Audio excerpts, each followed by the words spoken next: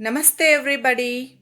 I welcome you all to Udaya's classroom. In today's lesson, we are going to talk about how the trading community strengthened in ancient period and also about the merchant corporations.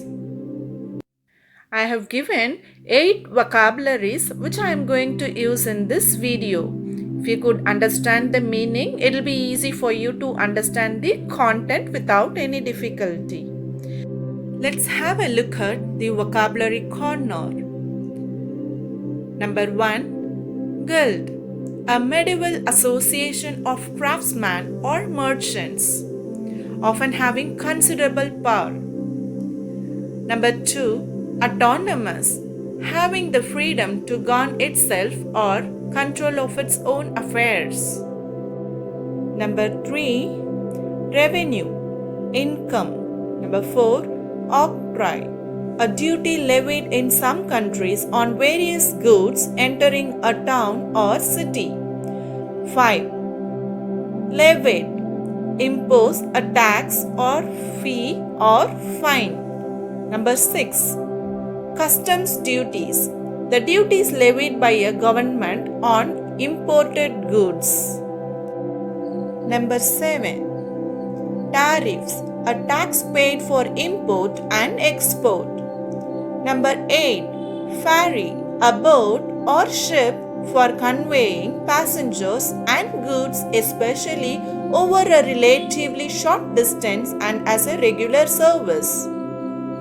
I hope you have taken a note of vocabularies. Let's see how the trading communities strengthened in ancient period. In different parts of the country, different communities dominated trade. Punjabi and Multani merchants handled business in the northern region, while the Baths managed the trade in the states of Gujarat and Rajasthan. You can observe in this map, red dots are Punjabi and Multani merchants dominated. You can observe the green dots, Gujarat and Rajasthan. These places were dominated by Baths. In western India, these groups were called Mahajan. Chat is very important traders from the south.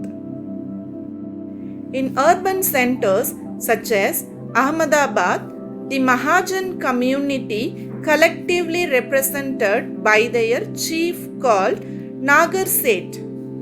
Other urban groups included professional classes such as Hakim and Vaid. Vaid means physician. Vakil, lawyer, Pandit or Mullah, that is teachers, painters, musicians, calligraphers, etc. This is how trading communities strengthened in the ancient period in different parts of the country in India. Alright, now let's see the merchant corporations.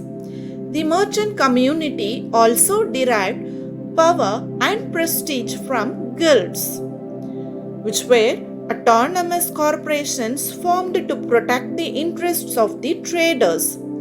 These corporations, organized on formal basis, framed their own rules of membership and professional code of conduct, which even kings were supposed to accept and respect.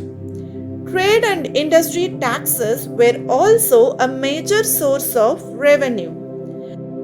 Traders had to pay octroi duties that were levied on most of the imported articles at varying rates.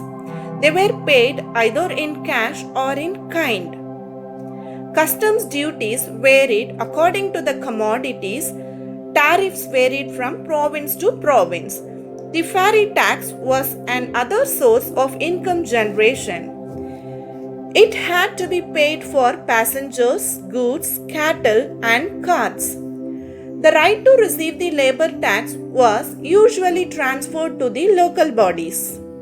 The guild chief dealt directly with the king or tax collectors and settled the market toll on behalf of its fellow merchants at a fixed sum of money. The guild merchants also acted as custodians of religious interests.